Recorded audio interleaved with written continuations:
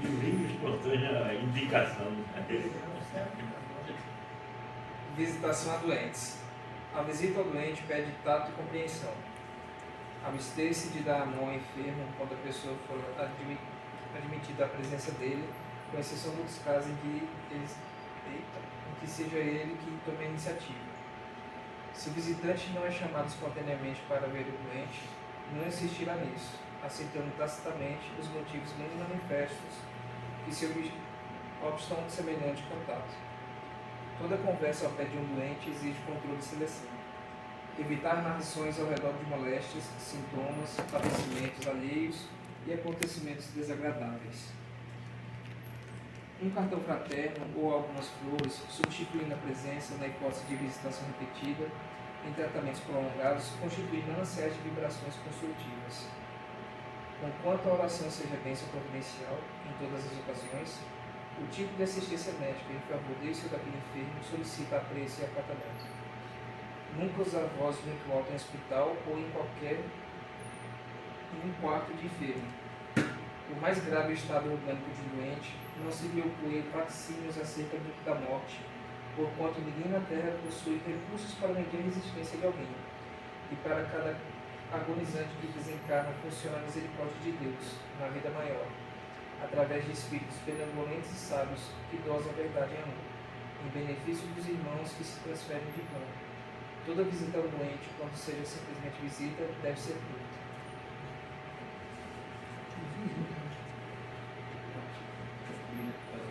Me lembrou uma história que tinha falado de visitação ao doente. Depois eu conto a história que ela contou.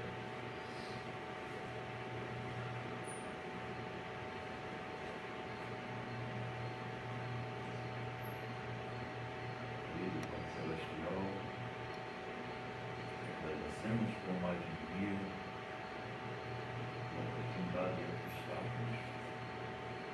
Abençoa todos que aqui estão, aqueles que não puderam vir, todos os enfermos,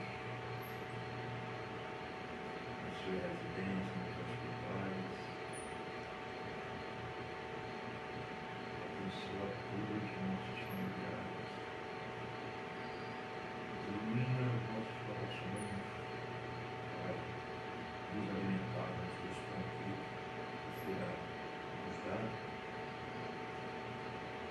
e nos fortaleça com mais um dia de trabalho. Jesus, Joana de Anjos, Maria de Nazaré, são os nossos estudantes. Bom, gente, hoje esse material aí na verdade não veio, é um material de BR. Tá, acho que um mês, ele autorizou. Uma semana, há um mês que ele preparou. E infelizmente, ele, desde ontem que ele está adoentado, nem trabalhou hoje. E aí disse, não, Cláudio, usa o meu, aí eu vou fazer mais ou menos dentro de um certo ritmo, porque não foi eu que fiz, né? Vou aproveitar o material que ele apresentou e ele já vai começar a preparar o vídeo da próxima vez. Que hoje a gente vai continuar o capítulo 23 da obsessão, que é o capítulo um dos mais famosos do livro dos médiuns. E aí, a gente já começou lá, desde a introdução com o Pedro, passou comigo, o Hélio, eu fiz semana passada, a questão da obsessão, as suas causas. Todos são unânimes em dizer que é um dos grandes males do século, né? Principalmente porque muitas vezes a obsessão não é percebida. A gente acha que não está passando, acha que tudo é normal, mas enfim, ela existe, é uma doença grave. Ui, perdi errado. Então, ele coloca, a obsessão, como dissemos, é um dos maiores obstáculos da mediunidade e um dos mais frequentes. Porque há uma grande generalidade de médiuns, quando eu falo médium, eu estou falando de médium ostensivo, certo? Que apresenta algum desequilíbrio no aspecto da mediunidade. Tá? Se entrarmos aqui no mérito do que causou aquilo, porque pode ser um comportamento seu, pode ser uma consequência da vida passada ou da vida presente. A propósito, é só uma lidazinha capítulo 5 do Evangelho segundo o Espiritismo, causas anteriores e causas atuais das nossas aflições. Esse desequilíbrio que você falou na mediunidade, mas ele se apresenta no nosso ego, Isso. nosso eu, né? No dia a dia, nosso estado. Nosso E aí ele coloca, olha, o autor inicia o texto me chamando a atenção para a maior dificuldade que podemos encontrar como médios iniciantes ou não, né? E afirma ser frequente esta ação. É um obstáculo realmente ao exercício da mediunidade. O que é obsessão? Domínio que alguns espíritos adquirem sobre certas pessoas. Nunca é praticada senão pelos espíritos inferiores que procuram dominar. Está lá no item 237. Ele coloca ainda, a obsessão nunca é praticada pelos bons espíritos. Estes que já entenderam que só o amor liberta, podem elevar a consciência a um estado iluminado. Então, assim, é importante ressaltar isso. Eu lembro que até uma vez no estudo aqui, uma pessoa, mas será que o espírito superior não pode nos perseguir? Como assim alguém que é bom nos perseguir? Né? E aí, para a gente entender bem, Kardec, muito de forma didática, sugere ao longo sempre do livro dos médios que a gente leia o item 100 do livro dos espíritos, que é a escala espírita, né? Terceira ordem, espíritos imperfeitos; segunda ordem, espíritos superiores; primeira ordem, espíritos puros. Pra gente, e aquela classificação não é absoluta, gente. Alguém pode de repente fazer uma classificação de acordo com seus modos, seu meio de fazer, enfim. Mas mostra aquela escala, ele usa muito como uma régua. Todo espírito que venha falando bonitinho e no meio ali escorregar, alguma coisa errada tem. Ah, mas se for um filtro do médico, os espíritos superiores não se contradizem. Eles dizem muitas vezes aquilo que nós precisamos ou podemos ouvir. Então, se o espírito vai se apresentar, vamos imaginar assim de forma bem absurda, a um muçulmano, ele não pode nunca ir de encontro ao Corão. Ele não vai. Já se ele se apresentar a um espírito, ele tem mais liberdade, porque o espírito, em tese, deve compreender os aspectos, né? Alguns itens aqui foram colocações de Eric, que ele ia desenvolver, né? Eu só vou ler por uma questão de passagem. Consciências ainda presas a emoções inferiores vitimizam-se e se colocam no direito de cobrar algo que muitas vezes foram parceiros do passado. Na obsessão, nunca existe só a vítima. Ou a suposta vítima do presente é 100% inocente. Não há. Algumas vezes esse ciclo vicioso, e como diz André Luiz, é um ciclo vicioso mesmo, porque você não precisa quebrar em um momento. Alguém precisa quebrar esse ciclo. Como? Através da renúncia, inicialmente à vingança, ao desejo de vingança, de desforra. Ah, mas não seria primeiro perdão? Se você tiver condições, sim. Mas a pergunta que a gente sempre faz: coloque-se sempre no lugar de quem foi ferido. E se pergunte se você perdoaria assim da noite para o dia imediatamente. Porque tem que ser sincero, perdão. Pedro cita muito aqui o caso de Sigismundo, a reencarnação de Sigismundo. Se tiverem oportunidade de ler um capítulo, no momento que o futuro pai de Sigismundo, isso no plano espiritual, viu, desdobrado, perdoa Adelino, né? Perdoa Sigismundo, Na obra. Missionários da Luz. Na hora que ele perdoa Sigismundo, e até André Luiz pergunta assim: mas espera aí, a gente não tem poder para forçar a reencarnação de Sigismundo? Aí dá uma explicação lá bem interessante. Temos sim, André. Mas o pensamento de Adelino, de ódio, revolta e desejo de vingança, a expressão de André Luiz, destrói na bolsa seminal, que é no saco escrotal, elementos essenciais para o processo de reprodução. Vejam que coisa interessante. Então ela nunca conseguiria engravidar. Não vamos dizer que tudo é isso, né, gente? Calma. Mas no caso de Adelino, o pensamento dele de revolta, de ódio, era aquele magnetismo ia se dirigir até onde são produzidos os espermatozoides. E lá, naquele núcleo, causava um problema que não conseguia a gravidez. Ah, a gente pode forçar? Pode, mas vai ter problema. Então por que a gente vai forçar se a gente pode conseguir? Quando Adelino perdoa, André Luiz narra que de alto a baixo assim dele começa a se quebrar alguma coisa escura e ele começa a iluminar-se. Ele, o que é isso? Isso não. Agora o perdão de Adelino foi sincero. Demonstrou que ele realmente perdoou da boca para fora. Então, isso ele fala no mundo espiritual. Imagine quando você realmente consegue esse feito. Ah, mas Adelino não lembrava no momento presente. A consciência atual dele não lembrava, mas o subconsciente dele ficava no pé. E ele dizia assim, os sonhos dele era vendo Adelino Segismundo chegando com um mendigo e de repente se transformando em garras. Porque ele tinha assassinado Adelino na vida passada. A gente tem um obsessor que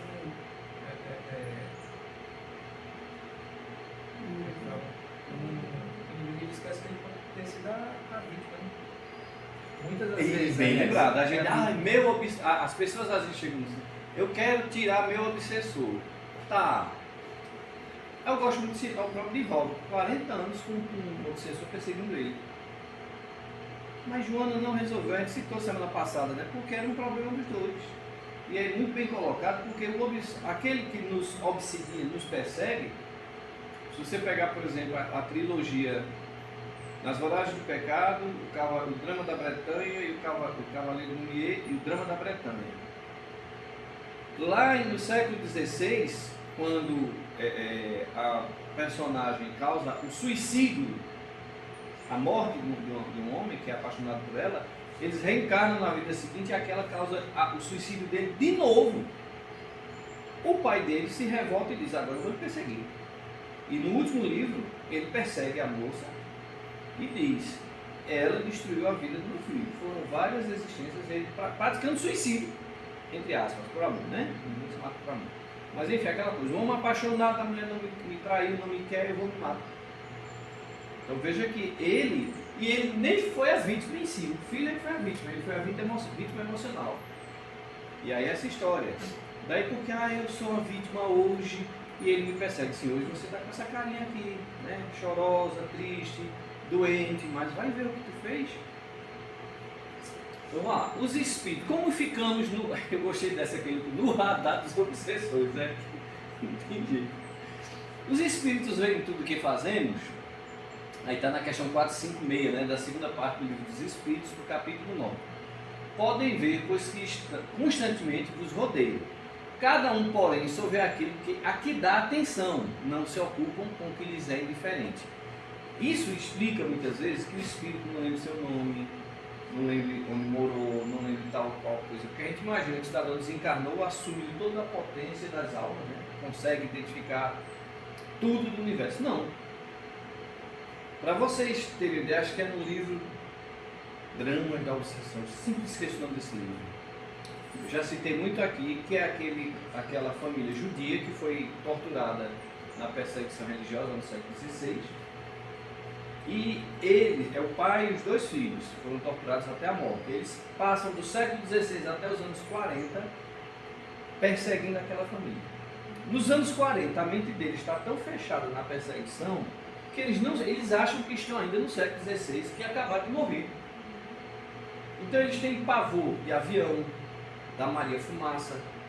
Imagina, o cara nunca viu aquilo. De repente vê um negócio que vem apitando, soltando fumaça com um olho, assim, que é o farol, né? E um detalhe, Bezerra de Menezes, quando começa o trabalho de desobsessão desse grupo, eles já tinham causado um suicídio e iam causar outro. É quando eles intervêm, ele não fala o nome de Jesus. Por quê? Eles foram torturados em nome de Jesus. Porque eles eram judeus e na perseguição religiosa do século XVI, né, a grande perseguição aos huguenotes na França, eles eram obrigados a aceitar o Cristo do outro lado. Então, só no final é quando eles questionam quem são essas pessoas, que era o pessoal da mediúnica. Eles, assim, muitos vêm até sem ter como se alimentar e vir para cá, e a gente só a gente sabe disso. Muitos vêm, deixam os problemas em casa, o pessoal acha que quem é da mediúnica não tem problema, né? Deixa os problemas em casa, vem para a mediúnica, e quando volta os problemas estão esperando. Aí é quando lá ele diz, esses são os servos de Jesus. Ele diz, não, mas Jesus não mandou matar a gente, Então vejam que eles muitas vezes, e aqui a gente coloca de forma genérica, né? Como ele diz aqui, ó. Podemos entender que uma obsessão para que de fato ocorra precisa que o médium, desenvolvido ou não, chame a atenção de um espírito obsessor ou de um grupo obsessor. Isso é muito bem colocado, porque nesse livro de Dramas da Obsessão de Bezerra, um dos espíritos, um dos que participaram do massacre, nessa existência ele insistiu ao reencarnar num corpo feminino, sendo que não era ainda o processo de transição sexual dele. E aí o que é que aconteceu? Uma psicologia altamente masculina, o cara era aqueles guerreiros, né, aqueles soldados, num corpo feminino, o impacto foi muito negativo. Só que ele fez isso na tentativa, pedindo como uma forma de fugir daquela perseguição. E não deu certo, porque eles subiram. Por quê, gente? Porque não é o corpo que nos identifica, não é o que nos identifica para os espíritos bons ou ignorantes. A nossa vibração. Então não adianta, não tem escondidinho aqui, não adianta, querido. Você vai ter a percepção. Eu não lembro agora qual livro de André Luiz, acho que era nos domínios da mediunidade. Eu acho que é nos domínios da mediunidade, não tenho certeza. Ou é um número maior. Que o espírito sofre uma obsessão de cunho epilético. O espírito não faz nada, só se aproxima. Se aproxima dele, a vibração do espírito, um choque com a vibração dele, tem uma crise epilética. No mundo físico, ele é diagnosticado com epilepsia. Está presente a epilepsia no cérebro, mas a causa tem origem nas vibrações de muitos anos de perseguição. A exemplo, podemos citar nosso trabalho assistencial na Casa Espírita, palestras, estudos, desenvolvimento mediúnico com a prática da desobsessão, onde ele coloca o seguinte: nessas circunstâncias, chamamos muita atenção das organizações criminosas do astral, e de fato, acontece. Chico Xavier tem uma expressão que era assim: quando você acende uma luz, você tem que ser um poste, com uma luz. Vamos tentar quebrar a luz. Se não conseguir quebrar a luz, vamos tentar derrubar o poste. Quem é o poste? Às vezes é a gente. Só que da mesma forma que chama a atenção dessas organizações, se vocês tiverem uma curiosidade de libertação de André Luiz, vão ver que na Casa da Obsidiada, quando começa o trabalho de desobsessão, transforma-se num posto de socorro da espiritualidade para os espíritos sofredores. Então eles iam socorrer uma mulher, que é Margarida, e daqui a pouco está André Luiz, inclusive é nessa cena, nesse momento, um dos grandes perseguidores dela, magnetizador nato. Está lá de braço cruzado, eu só fazia o mal, né? Esse pessoal só faz o bem, eu vou ficar aqui de braço cruzado.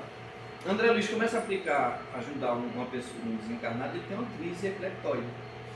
Se retorce todinho lá, cai no chão, André Luiz tentando, aí chama um mentor daquele grupo e ele diz: olha, eu não lembro agora o nome do cidadão, chama fulano, André, chama ele ali. Aí chamaram ele, eles: ajude agora. Eu, senhor, eu era o cara que perseguia Margarida. Ele era o principal magnetizador de Margarida. Todo santo dia ele magnetizava Margarida de forma negativa. Mas sim, meu filho, o seu magnetismo agora vai ser usado. Tudo bem. No primeiro momento que ele aplicou o passe no cidade dele, parou de ter a crise. Pronto, aí daí em diante ele virou um passista, acompanhando o André Luiz aplicando o passe nos sofredores. A casa todinha, aí chegam vários perseguidores, como ele coloca aqui. Aí o que está acontecendo aqui? Aqui não era um processo obsessivo? Como é que está cheio de gente aí, um pregando o evangelho acolá, outro fazendo prece ali? Como assim? Porque é natural.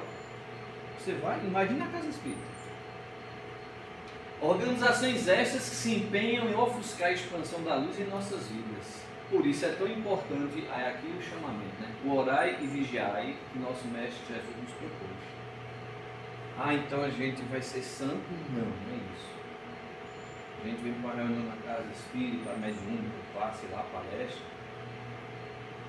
Eu falo por experiência própria. Já teve dia de eu ter que vir fazer a palestra, que era minha obrigação, não tinha quem me substituísse, mas não estava bem. E já teve dia que não foi legal. E alguém, mas o que você tinha hoje? Não, que eu não estava bem. Você viu que o trabalho mediúnico, o trabalho de passe, seja em qual for, enfim, não só no centro espírita, né, gente? O trabalho é em todo lugar, em diversas denominações. E muitas vezes você se acha a criatura mais imperfeita, menos digna de estar vivendo ali. Só que aí você olha assim, e a pergunta é, quem eram os 12 discípulos de Jesus? Letrados, educadíssimos, extremamente polidos e gentis, não era? Pedro era bruto, gente. Você lembra o que Pedro fez quando Jesus foi preso? Depois de meses acompanhando Jesus, a primeira coisa que Pedro fez era cortar o orelha de soldado aqui. Pedro era assim. Tomé duvidava o tempo todo. Mateus também. Mateus era... Judas o traiu, mas ele nunca comprou. Gente, cuidado com esse cara aí. Do mesmo jeitinho tratou a todos. E quem foram as criaturas regaram com o próprio sangue a pregação do Evangelho. Então assim, gente, quando questionaram Madre Teresa que o trabalho dela era uma gota no oceano, ela disse, meu filho, mas o oceano sem uma gota fica menor. Ai, como é bonita essas frases, né? É bonita assim, mas a pergunta só assim uma comparação, não é a mesma situação. O Edson e Simone hoje trouxeram minha janta. Porque eu, quando saio daqui, saio com fome. Eu só vou jantar quando eu chego em casa. Resolveu o problema da fome? Não, mas resolveu o meu. Vê a gratidão que eu vou ficar. Há um prato de sopa que o Joana dá a 75 famílias. Aí tem tanta família sem sopa, sem alimento. É verdade.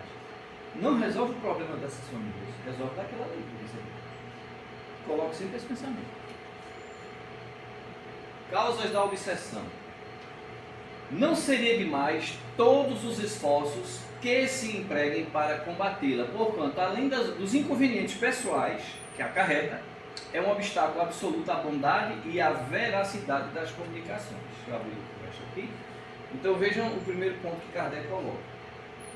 Isso é um alerta para que o médium em estado de obsessão, seja ela simples, fascinação, subjugação, lógico, claro, a gente vai estar subjugado não é mediúnico, lógico que não, mas eu preciso dizer isso. Fascinação, sim, a obsessão simples, fascinação, subjugação, esse médium precisa primeiro equilibrar-se. Eu lembro de um médium, gente fina, maravilhosa, ele passou todos os perrengues que vocês possam imaginar no processo obsessivo. Coisas horríveis passavam com ele, aconteceram com ele. E anos assim, que eu digo uns 2 anos depois, ele já reequilibrado, participando da mediúnica, era uma dificuldade para esse homem dar uma comunicação. Aí ele chegou para mim e disse, depois que eu me fiz o tratamento, eu não sinto mais nada. Aí eu olhei para ele assim, mas você queria sentir, meu querido? Daquele jeito não, né? Isso daquele jeito não, mas é porque agora a sua antena está mais fina, vai captar melhor. Porque ele imaginava isso mesmo, né? Poxa, se quando eu era obsidiado, até efeito físico acontecia na casa dele. Depois que ele se tratou, uma pessoa simples, bem simples mesmo, até tinha um pouco estudo intelectual, mas uma pessoa boa, simplória mesmo assim, conversava com a gente, fazia o trabalho dele. Pronto, equilibrou-se. E lógico, o comportamento que manteve, né? Não adianta também o cidadão. Eu estava num curso de estudo sistematizado e o coordenador contou que tinha um casal que toda semana tomava passe, sempre no mesmo dia. A reunião. Minha gente, o que é que esse casal gosta de tomar passe? E aí ele perguntou, mas por que vocês tomam passe toda semana? Isso não é porque a gente vai para um outro ambiente, a gente toma o passo para ir mais bem preparado. Você tem que imaginar qual é o ambiente que eles iam. Aí ele disse, eu não vou falar mais nada. Inconvenientes pessoais. Aí está no que é o Espiritismo, capítulo 2, item 69. Qualquer que seja o modo de comunicação, a prática do Espiritismo, do ponto de vista experimental, que é a prática, né? Apresenta numerosas dificuldades e não é isenta de inconvenientes para quem não tem, a experiência necessária. Parece que Kardec está desestimulando. Não, ele não está desestimulando. Chama a atenção de todos aqui para a importância do estudo acerca do mínimo necessário para entendermos sobre o Espiritismo antes de adentrarmos em sua prática. É a velha história de estudar, compreender para iniciar o trabalho prático. Aquilo que eu sempre digo, você sabe o que é mediunidade, você sabe o que é fenômeno mediúnico, você sabe o que é um médium, Se você me disser que espírito entra no corpo do médico, espírito sai do corpo do médico, se você não sabe, está rindo lembrando da história, né? Se você não sabe como se processa o fenômeno mediúnico, não precisa aprender. Não, mas eu não controlo. Controla assim. O dono do corpo é você. Você é que tem. Ah, eu não estou controlando, porque aí tem um processo obsessivo, que pode ser um processo obsessivo simples. Aqui foi Eric, viu? Aqui ele pegou pesado mesmo. Então assim, é irresponsável o coordenador de qualquer grupo mediúnico que introduz o iniciado em um desenvolvimento mediúnico sem um mínimo de conhecimento básico. E eu concordo com ele. Eu chamo isso de irresponsabilidade. Não, mas o cidadão tem mediunidade, vamos desenvolver a mediunidade dele que cura. Oi? Como assim, gente? Aí teve um caso que deu certo, quer dizer, todos os casos vão dar certo. É quando Kardec ensina no controle universal do ensino dos espíritos. Aqui está no que é o Espiritismo, capítulo 2, item 76. Eu não sei nem quantos dados tem, não tem não. Um fato importante a considerar-se é que a obsessão, qualquer que seja a sua natureza, é independente da mediunidade. Oxe, o efeito físico é isso. E que ela se encontra em grande número de pessoas que nunca ouviram falar de espiritismo. De fato, os espíritos, tendo existido em todos os tempos, têm sempre exercido a mesma influência. A mediunidade não é uma causa. Prestemos atenção nisso. A obsessão não é causada pela mediunidade. Muita gente diz isso. Ah, fulano é médico, por isso que ele é obsidiado. Não. A mediunidade é uma faculdade orgânica. Já chegou gente do centro espírita que disse assim: como é que eu tenho a mediunidade disso? Não dá. Não tem como eu tirar a sua mediunidade. É que eu queria tirar, eu não gosto disso não. Aí eu digo, você pedir, né? Como é que fica? Você tem que resolver isso com ele. Não leu as letrinhas miúdas do contrato. Não leu as letrinhas miúdas do contrato. Serás médium na terra. Não vi isso não. Quando eu assinei o contrato da reencarnação, eu não vi essas letras miúdas. Mas vamos abrir só rapidinho esse leque. Mas eu sou realmente obrigado, eu conheço pessoas que, por diversas decepções, com pessoas, e aí é que está o grande problema, se afastaram da mediunidade. E médiuns extremamente potenciais. Só que são pessoas que estão fazendo trabalho em outra área, ajudando pessoas de outras formas. Isso é mediunidade? É mediunidade. Canalizou. Eu não dou passividade a espíritos sofredores, mas eu dou o pão, dou a sopa, dou o ensino, dou o alimento, eu consolo através de uma palavra. Isso é o exercício da mediunidade. A gente acha que mediunidade é só dar passividade a espíritos. Aí ele coloca aqui, existiu de todos os tempos, e aí sempre exercita a mesma influência. A mediunidade não é a causa, mas simples modo de manifestação dessa influência. Se a gente não tivesse a mediunidade, a gente ia sofrer uma influência sem saber. Né? O que é isso? Quantas pessoas não eram tratadas como loucas por causa da mediunidade? Tem gente em hospício que ficou louco, mas quando entrou lá não era. Independente dos que são loucos congênitos. Né? Pelo que podemos dizer que com certeza que todo médium obsidiado sofre de um modo qualquer e muitas vezes nos atos mais comuns da sua vida os efeitos dessa influência que sem a mediunidade se manifestariam por outros meios. Eu lembro quando você falou daquela influência, né, que tinha, assim, bem superficial, e alguém disse, olha, cuidado com essa influência. Eu não posso então ir numa festa, eu não posso ir. Não é que você não possa viver. O que é que disse Jesus? Não os peço que os tires do mundo, porque a gente precisa desse mundo. Vocês acham que a gente desencarnando já vamos igual com o mundo para ele? Não, a gente tem muita dívida com a terra, mas que os livres do mal. É isso que Jesus disse. E aí ele faz uma outra advertência: no mundo tereis aflições, porque o mundo é provas e expiações, a gente é devedor. Então é preciso ter essa percepção, como você disse, né? E entender, será que essa é uma vida que eu quero? Emmanuel tem um texto no Caminho, Verdade e Vida, eu não lembro agora o capítulo, que ele diz assim: Quando você está na lama com todo mundo, ninguém está preocupado. Saia, se limpe. Todos os que estão ali começam a lhe apontar o dedo. Mude a atitude, mude o comportamento. Aqui no Nordeste tem um nome para isso, chama-se o cara que virou besta. Então, assim, enfrentar o ridículo, o posicionamento de outras pessoas que antes achavam que você vivia com elas, o mesmo comportamento delas, você mudou. É complicado muitas vezes e a gente sofre com isso, com essa influência. Muitas vezes esses efeitos eram atribuídos a enfermidades misteriosas que escapam à investigação da medicina. Aí ele coloca aqui na conclusão: pela mediunidade, o ente maléfico denuncia a sua presença. Sem ela, é um inimigo oculto, de quem se não desconfia. Kardec usa uma comparaçãozinha interessante. Alguém resolveu caluniar a sua vida. E aí você, do nada, percebe que alguma coisa é diferente. Os antigos amigos deixaram de ser, você foi demitido. Enfim, aí daqui a pouco, um dia, essa pessoa, satisfeita porque estragou sua vida, resolve escrever uma carta. Na época de Kardec era uma carta, hoje seria um WhatsApp. Né? Escreveu uma carta, denuncioso, porque você agora identificou a pessoa. Ele faz esse símbolo. Sem a mediunidade, a gente muitas vezes não sabia. Vou repetir. Quantas pessoas foram internadas em hospício que diziam que era louco?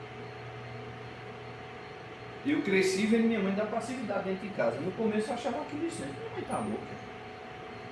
Do nada ela começa a falar com uma voz diferente. Aí eu fui me acostumando com aquilo, até o dia que começou a chegar para se comunicar com a gente, nossa tia desencarnada. E aquele estilo, né? De benção não. E a gente criança, eu, meus primos, a gente pensa tia. Eu lembro da primeira vez quando uma tia nossa encarnada disse: é mamãe, minha mãe, sua tia. Peça a bem, Jesus. Então eu cresci vendo isso, até se tornar normal para mim. Agora imagine que antes eu achava aquilo, as primeiras vezes que eu vi aquilo, é isso, minha gente. E eu tinha vergonha. Porque você sempre vê, você é criança, você vê sua mãe tendo uma crise daquela e muita gente diz: ah, acabou, viu? Depois eu não parei de sentir que até orgulho. Falando do oculto, eu estava pensando agora que em 2009 eu vinha no processo da distribuidora onde eu trabalhava da família. Eu nunca gostava, sempre queria fazer outra coisa. E aí houve uma semana assim, de muita turbulência. Tudo começou na segunda-feira e na sexta-feira terminou. Tudo deu errado, a semana todinha. E foi assim, aquele bombardeio assim, tão grande em mim. E eu pensei, eu disse: meu Deus, eu vou tirar a minha vida. Aí peguei, dispensei todos os funcionários, mandei todos eles embora. Só ficou eu, o motorista e a recepcionista. Aí eu logo cedo tinha visto um negocinho de vender de rato. Misericórdia. Daquele, só que não era chumbinho, era aquele. 1080. Eu não sei o nome, é um vermelhinho. Que é o perigoso. Aí veio minha cabeça, mandei uma menina ir comprar maracujina para misturar, para eu poder tomar todo de uma vez. Pronto, me matar, porque eu não aguentava mais a vida, não aguentava mais. Com uma turminha de coisas, e toda a pressão ia em cima de mim, tipo, eu tinha 20 e poucos anos de idade. E aí era uma responsabilidade muito grande, porque eu já iniciava a distribuidora toda. E eu já frequentava o centro espírita, o cristiano. E aí eu tomei um pão branco desse tamanho, assim, eu tomando ele todo, e quando chegou na metade, eu parei, eu disse: mas rapaz, eu tenho que ser espírita. O povo vem, conversa comigo, a gente conversa, eu digo totalmente o contrário, eu vou fazer uma coisa totalmente o contrário do que eu converso com o povo. O povo não vai desacreditar em tudo. Aí eu corri, chamei isso tudo, eu disse: sabe como posso estar agora, eu vou fazer uma lavagem. Aí corri, fiz uma lavagem. Criatura do céu. Assustada, eu disse: se ficou alguma coisa aqui, sequelas. Graças a Deus não teve nada. Mas o que você fala, eu digo sempre o seguinte, né? Tudo mostrando assim, sabe? Como se assim, Mas claro, ali, aquilo que ele coloca lá atrás. toma isso. Tipo assim, você não vai sofrer. Querido, quando você toma um veneno, você fica ali até você morrer. Você pode tomar o que for que você pode. Isso é chamada obsessão pacífica. Entendeu? Como você Quando eu faz? cheguei, daí depois de 15 dias, né, eu fui pro centro, caladinho. Aí doutor Lucílio, que era um médico de lá, foi que fundou. Aí disse, eu não quero na palestra. Vejam as pessoas que trabalham aqui, porque eu não quero suicidas dentro do meu centro. Então trabalhem, estudem bastante no meu futuro. Eu passei mais 15 dias sem ir à vida. Uns 15 dias. Esse é o famoso choque de água fria na ferida. É. Mas assim, a gente ri, tudo, mas é sério. Muitas vezes, isso é o relato de Ivone, de Valdo, Chico. A gente sempre imagina o processo obsessivo naquele obsessor violento, que destrói, derruba e o cara tem um subjugação. Não, muitas vezes. Isso aí a gente já sabe o que está fazendo. Isso aí a gente chega, vem cá, meu irmão. Isso aí, no outro dia a gente chama de ressaca moral. É. Algo que faz aquele discurso Agora, que a gente sabe que errou. Esse daí que fica sutilmente jogando a ideia, que é Humberto Campos chama de, se não no livro agora, mas é assim, ele chama de obsessão pacífica. Não, gente, isso é na minha cabeça, é isso. Não, é obsessão pacífica. Mas peraí, como é que é a regra? Que eu vou saber se isso está certo ou está errado? Coloque, vou para que Jesus ensinou, colocasse sempre no lugar próximo. O que eu vou fazer se fosse para mim? Então assim, mas fulano é estudioso do espiritismo. Gente, estudar, ler, conhecer é uma coisa. A gente não sabe quais os bichos grilos, os monstros que estão na nossa cabeça ou na cabeça de alguém. Que às vezes ela está ali em silêncio. Ó. Se vocês observarem, por exemplo, quase todos os casos de famosos, porque esses são bem conhecidos, que praticaram um suicídio, horas ou dias antes estavam festejando, comemorando, satisfeito, uma festa, brincando. E ninguém dizia, não, porque esse cidadão não vai tirar o papel de jeito nenhum, de repente no outro dia a notícia.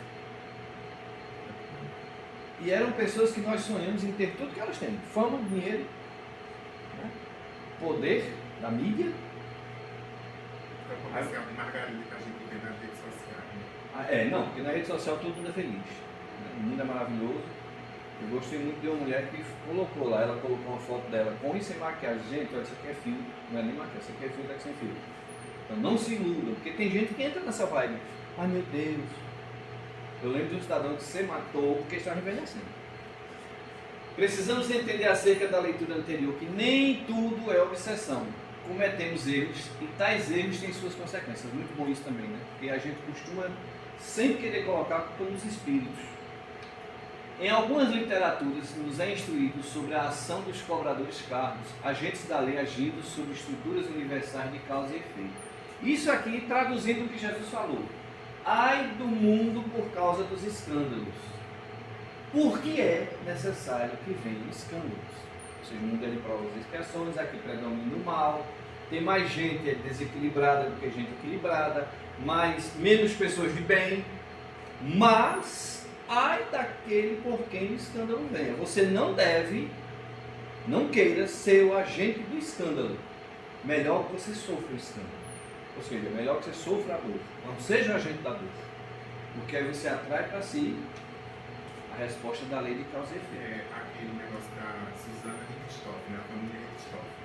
Eu estava vendo uma médica falando isso. Ela disse assim: quando a medicina vem falar algo que concorda com a espiritualidade do negócio é sério. Ela abriu um buraco que hoje não se via tanto, mas não se via com tanta repercussão e hoje com tanta banalidade. Acho que vê pai matar filho, filho matar pai com uma frequência hoje grande, gigantesca. E aí é justamente isso, né? E aí vem aquela coisa, né? Uma vez uma pessoa disse: eu nasci na família errada. Você não nasceu na família errada, você nasceu na família certa, que você precisa. Que precisa de você, você precisa dela. Você nasceu exatamente. Uma amiga minha não nasceu, era para ter nascido no Rio Grande do Sul. Não, você nasceu aqui, porque você tem que nascer no Nordeste mesmo. E dei graças a Deus que você não nasceu no sertão, lugar de grandes provas e expiações. Sabe o que você só vê uma vez na vida? Obstáculo absoluto à bondade e à veracidade das comunicações. É um ponto importante no médium obsidiado. Tá? As comunicações dele não são confiáveis, certo? Não é que você não possa obter das comunicações uma instrução, porque até na comunicação dos espíritos mais infelizes você tem elementos de aprendizado e de instrução. Porque se a gente só tivesse conhecimento do mundo espiritual, do que tem de bom, a gente ia achar que o mundo espiritual não tinha nada de errado. Só gente boa, só anjo, só espírito luminoso, e não é. Aí ele coloca aqui, os espíritos, que são a famosa 459, né? 459. Influi os espíritos em nossos pensamentos e ações, mais do que imaginais, pois com bastante frequência são eles que vos dirigem. Né? São eles que nos jogam essas ideias. É a ideia do suicídio, é a ideia de eliminar alguém, é a ideia de fazer. Tem uma mulher que ela saiu, lá em Salvador, ela saiu com a filhinha pequena para se matar, jogou com a filhinha, para atravessar a rua e se jogar na frente de um carro. Aqui teve um caso, a mãe que jogou o carro em cima do caminhão com a filha. A criança, sabe como é criança, né? É serelepe. Nesse negócio ela tentou soltar a mãe para atravessar a rua. A mãe no instinto fez, você quer morrer? Aí quando ela disse, você quer morrer, puxou a menina, você vai ser atropelado. Aí ela relata lá no Anivaldo, quando ela relata isso, você viu? Seu instinto materno foi mais forte do que sua determinação em se matar. Você não ia se matar e matar a sua filha? Por que não deixou ela atravessar a rua? Não, de volta. É o instinto de conservação. Ah, mas é porque o instinto de conservação, sim, ele existe para isso. Daí a grande luta que nós enfrentamos todos os dias com o nosso processo evolutivo. Não é contra o vizinho, é contra a gente. Analisemos a pergunta acima. O termo genérico não refere-se a espírito bom ou mau. De fato, todos eles nos influenciam. Mas a generalidade do sujeito nos chama a atenção sobre quais influências estamos recebendo em nosso dia a dia. Isso nos leva a pensar, que tipo de conduta exerço diariamente, que tipo de médium eu sou? A pergunta do bonitinho, ele não está aqui hoje, né, para a gente pegar no pé dele. Que tipo de conduta exerço diariamente? Eu lembro que eu era adolescente, nem espírito eu era. Eu saí um dia de casa com cara feia, com raiva do mundo. Eu desci ali a catedral com a cara bem fechada, assim, eu não quero rir para ninguém. Cara feia mesmo. Tá? Aí o Monsenhor, não consigo lembrar o nome dele, vinha subindo. Esse Monsenhor, acho que ele aprendeu a rir de vidas passadas, não é possível não. Porque quando ele me viu, ele me reconheceu que eu era do catecismo, e ele deu um sorriso desse tamanho, que foi de orelha a orelha. Bom dia, Cláudio. Gente, não deu para controlar. Eu tentando segurar que eu queria dar uma de raiva, né? Não deu. O sorriso do homem, o jeito dele, sei lá, a vibração dele. Foi tão forte que eu, bom dia, padre. E saiu respirando com aquela cara de leso, né? Que tá rindo, parece que viu, parece que como se viu dinheiro, achou o sei lá. Cheguei na casa de minha tia, já tinha esquecido que eu tava com raiva. Que vibração daquele homem. Ele olhou, ele viu que eu estava com a cara fechada. Com a cara assim, bom dia, bom dia, padre. Não consegui. Então, que tipo. Ah, Cláudio, mas tem dia que não dá. Eu sei, tem dia que não dá.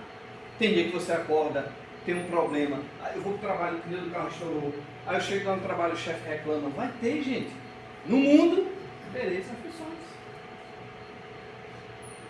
Mas, observem se há, não vou muito longe não, 2 anos, alguém aqui deve ter passado por um problema muito difícil, uma dificuldade muito grande, que achou que não passa não.